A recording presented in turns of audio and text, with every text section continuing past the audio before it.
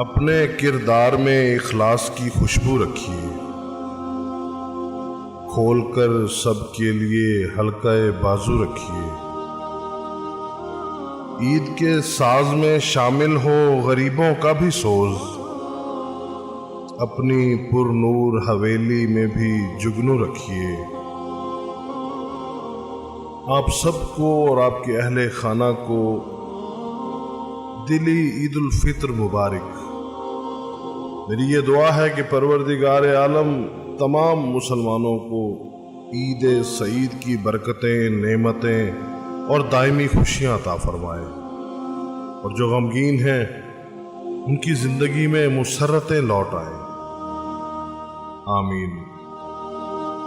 عید مبارک۔